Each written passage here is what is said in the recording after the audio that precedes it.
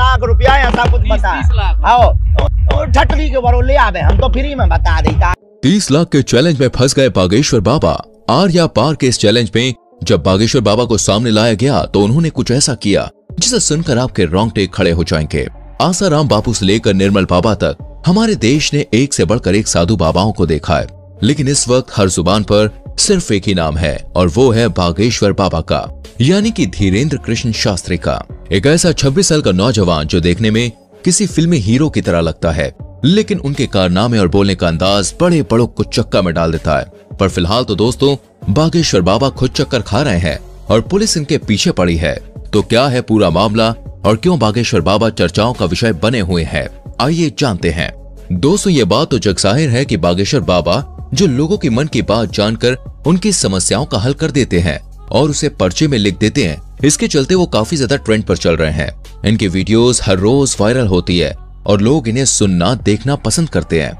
लेकिन वो कहते हैं ना, मीठा ज्यादा हो तो चींटियां लगने ही लगती हैं, और ऐसा ही कुछ हाल बागेश्वर बाबा के साथ भी है। तभी तो अलग अलग क्षेत्रों से लोग इन्हें बदनाम करने के लिए सामने आ रहे हैं कि क्या ये बाबा लोग वास्तविक हैं? कुछ इन्हें खुला चैलेंज कर रहे हैं तो कुछ इनकी विद्या पर शक कर रहे हैं, फर्जी हैं, धोखेबाज हैं। अभी एक टीवी शो के दौरान माइंड रीड करने वाली सुहानी ने कहा कि धीरेन्द्र शास्त्री अगर हमारी तरह दिमाग पढ़ते हैं तो इसमें कोई बुराई नहीं है, लेकिन इस कला को भगवान की कृपा कहकर लोगों के बीच अंधविश्वास फैलाना ये बहुत गलत है। और बात यहीं पे खत्म नहीं होती है। महाराष्ट्र में अपने एक कार्यक्रम के दौरान जब धीरेन्द्र शास्त्री नागपुर पहुंचे तो वहां की कमेटी ने इनके ऊपर अंधविश्वास फैलाने का आरोप लगाया और खुलेआम ये चैलेंज किया कि आप जो जादू और चमत्कार लोगों के सामने अपने धाम में दिखाते हैं, वही चमत्कार आप हमारे सामने दिखाइए। अगर आप सही हुए तो आपको हम 30 लाख रुपए देंगे। अच्छा, लेकिन कमेटी वालों का कहना है कि धीरेन्द्र शास्त्री इस चैलेंज से इतना ज्यादा डर गए हैं कि वो वापस लौट गए। इसके बाद महाराष्ट्र की उस कमेटी के श्याम मानव ने धीरेन्द्र शास्त्री के खिलाफ पुलिस कार्रवाई की मांग की। धीरेन्द्र कृष्ण महाराज कंप्लेंट दी थी एसीपी नागपुर के, और कहा कि पुलिस अगर कार्रवाई नहीं करेगी तो वो लोग आंदोलन करेंगे, क्योंकि महाराष्ट्र के कानून में अंधविश्वास फैलाना बहुत ही बड़ा जुर्म माना जाता है, जिसके तहत धीरेन्द्र शास्त्री को गिरफ्तार किया जाना चाहिए। धीरे धीरे महाराष्ट्र के नागपुर से निकली ये बात पूरे भारत में फैल गई, जिसके बारे में कई सारे लोग धीरेन्द्र शास्त्री से सवाल जवाब करने लगे, जिसके जवाब में बागेश्वर धाम सरकार ने कहा है कि हम बीच में कथा छोड़कर भागे ये बोलना बंद कर दें। हमारी कथा 7 दिन तक की ही थी कि डेट घोषित कर दी थी कि हम केवल 7 दिन की कथा करेंगे। लेकिन लोग विश्वास क्यों करेंगे? भारत में साधु महात्माओं की इज्जत का ऐसा फालूदा हुआ है कि चाहकर भी धीरेन्द्र शास्त्री पर विश्वास नहीं कर पा रहा था कोई।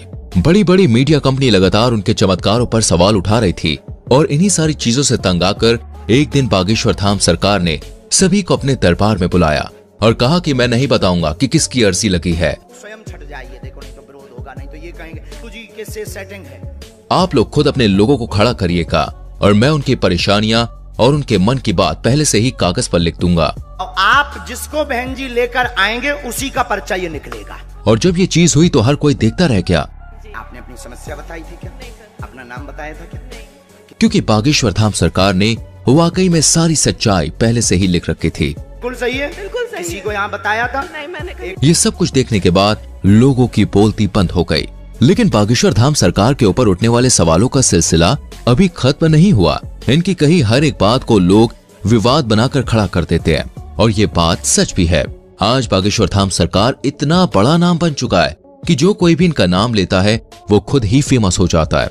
बड़े बड़े न्यूज चैनल घंटों केवल इन्हीं के बारे में बात करते हैं और लोग बड़े मजे से सुनना देखना पसंद करते हैं। अभी कुछ समय पहले जब बागेश्वर धाम सरकार ने बुलडोजर चलवाने की बात कही थी तब भी काफी ज्यादा कंट्रोवर्सीज खड़ी हुई थी, जिसके बारे में एक इंटरव्यू में जब धीरेन्द्र शास्त्री से पूछा गया तो उन्होंने बड़े साफ शब्दों में कहा कि धर्म और ईश्वर उनके माता पिता के समान है और अगर कोई उनके माता पिता पर पत्थर मारेगा तो वो भी शांत नहीं रहेंगे।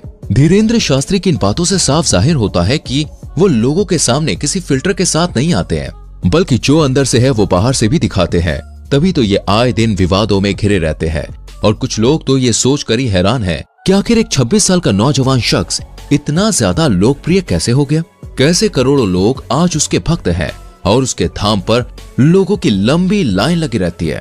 तो दोस्तों इसका सीधा सा जवाब है ईश्वर की कृपा। जी हाँ, वो कहते हैं ना, ऊपर वाला अगर किसी पर मेहरबान हो जाए तो मिट्टी भी सोने में बदल जाती है। और धीरेन्द्र शास्त्री तो खुद को बालाजी महाराज यानी कि हनुमान जी का सबसे बड़ा भक्त कहते हैं। मध्य प्रदेश के छोटे से गांव में जन्म लेने वाले धीरेन्द्र शास्त्री के दादाजी भी पूजा पाठ का काम करते थे और बागेश्वर धाम लगाते थे, लेकिन इनके दादाजी उतनी प्रसिद्धि प्राप्त नहीं कर पाए जितनी आज धीरेन्द्र शास्त्री ने कर रखी है। इनके पास कुछ ऐसी शक्तियां हैं जिनकी मदद से आज ये सामने मौजूद व्यक्ति के बिना बताए ही उनकी परेशानियों को समझ जाते हैं और उसे पर्चे में लिख देते हैं। बागेश्वर बाबा ये तक समझ जाते हैं कि सामने वाला सच कह रहा है या फिर नहीं। उनके द्वारा पर्चे में लिखा गया एक एक शब्द 100% सत्य होता है, जिसका सबसे बड़ा प्रमाण यह है कि आज तक इन्हें कोई भी झूठा साबित नहीं कर पाया है। मीडिया से लेकर पुलिस वालों तक लोगों ने इनके खिलाफ खूब बातें की, लेकिन उन बातों को साबित करने की हिम्मत आज तक किसी में नहीं हुई। असल में होता यह है कि जिस किसी भी शख्स की अर्जी को बालाजी सरकार स्वीकार कर लेते हैं, उस व्यक्ति को या तो उसके परिवार के किसी भी व्यक्ति को लगातार 2 दिन सपने में बंदर नजर आते हैं। और ये कोई कही सुनी बात नहीं है दोस्तों, बल्कि जितने भी लोग अर्जी लगाने आते हैं उन्होंने खुद इस बात को स्वीकार किया है। लेकिन अब मीडिया वाले कहाँ लोग कि भाई बात मानेंगे, उन्हें तो हर चीज का सबूत चाहिए होता है। इसलिए कई सारे मीडिया हाउस वाले बागेश्वर बाबा के दरबार में भक्त बनकर भीड़ में इकट्ठा हो जाते हैं ताकि देख सकें कि धाम के अंदर असल में होता क्या है। लेकिन चमत्कार देखिए, जब जब मीडिया वाले दरबार में आए तब तब बाबा उन्हें पहचान लेते हैं और उनके पोल सभी के सामने खोल कर रख देते हैं। ये सब कुछ देखने के बाद मीडिया वाले भी बाबा के सामने घुटने टेक देते हैं और चुपचाप वहां से 9-2-11 हो जाते हैं। ये चीज 1-2 नहीं बल्कि सैकड़ों बार बागेश्वर धाम सरकार के दरबार में हो चुकी है। बागेश्वर धाम एकमात्र ऐसा धाम है जिसने साइंस और टेक्नोलॉजी के भी होश उड़ाकर रख दिए हैं और लोग अभी भी सोचने पर मजबूर हैं कि आखिर ये सब कैसे हो सकता है। क्योंकि अगर धीरेन्द्र शास्त्री से पूछा जाए तो वो साफ कहते हैं कि ये सब कुछ उनके दादाजी और हनुमान जी की कृपा की बदौलत है। ईश्वर उन्हें शक्तियां देते हैं जिससे वो लोगों के मन की बात को समझ जाते हैं और उन्हें दूर कर पाते हैं।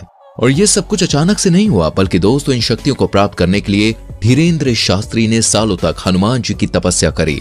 12 साल की उम्र से ही धीरेन्द्र शास्त्री बालाजी के ध्यान में लग गए और उनकी सेवा करने लगे, जबकि पूजा पाठ के कामों में वो बचपन से ही लगे रहते थे। आज ये उस स्तर पर पहुंच गए हैं जहां इन्हें हर लोगों के मन की बात को समझने में बिल्कुल भी समय नहीं लगता। ये जो कुछ भी कह देते हैं वो पत्थर की लकीर हो जाता है जिसका सच होना तय है, और इसका कई बार उदाहरण भी देखा जा चुका है। हालांकि अगर हम बागेश्वर धाम की बात करें तो दोस्तों इसका इतिहास बहुत पुराना है। लोगों की मान्यताओं के अनुसार बागेश्वर धाम मंदिर चंदेल कालीन युग का है। सन 1986 में ग्रामवासियों के द्वारा मंदिर का निर्माण किया गया था। उसी दौरान ग्राम गढ़ा में बाबा सेतु लालगढ़ चित्रकूट से दीक्षा लेकर अपने गांव के प्राचीन कालीन मंदिर पहुंचे। पहले तो इन्होंने राम कथा करी और फिर ये झाड़ फूक का भी काम करने लगे। लोगों के अंदर मौजूद बुरी शक्तियों को अपनी एक फटकार से ये भगा दिया करते। लोगों का कहना है कि जो कोई भी भूत प्रेत की शिकायत लेकर उनके दरबार में जाता था वो हमेशा हमेशा के लिए ठीक हो जाता था, और इसी वजह से बागेश्वर धाम लोकप्रिय होता चला गया। और आज बागेश्वर धाम के प्रमुख कथावाचक धीरेन्द्र कृष्ण गर्ग, जो बहुत लंबे समय से झाड़ फूक और कथाएं कर रहे हैं, अब सोशल मीडिया के दौर में इनकी लोकप्रियता बहुत बढ़ रही है। तभी तो लोग इन्हें बागेश्वर महाराज के साथ साथ चमत्कारी महाराज के नाम से भी जानते हैं। वर्तमान समय में धीरेन्द्र कृष्ण सरकार मध्य प्रदेश में ही अपना दरबार लगाते हैं और लोगों की समस्याओं का समाधान करते हैं। बागेश्वर धाम महाराज ने बचपन से ही रामायण और महाभारत जैसे महाकाव्यों का अध्ययन किया था। अपने दादाजी के साथ पूजा पाठ करने के अलावा इन्होंने वृंदावन में भी काफी लंबा समय गुजारा है। साथ ही साथ उन्होंने अपनी प्रारंभिक पढ़ाई को भी पूरा किया है। इनका कथा बोलने का अंदाज काफी ज्यादा निराला है, जिसे सुनकर लोगों की आंखों से आंसू निकल आते हैं। लेकिन हर मंगलवार को लगने वाला दिव्य दरबार सबसे ज्यादा प्रसिद्ध है। बाकी आपका इनके बारे में क्या विचार है, कमेंट में हमें जरूर बताएं। इस तरह की वीडियोस लगातार देखते रहने के लिए चैनल को सब्सक्राइब करके बेल आइकॉन प्रेस करें, जिससे आने वाली वीडियोस आपसे मिस ना हो। मिलते हैं अगली वीडियो में, अपना ख्याल रखें।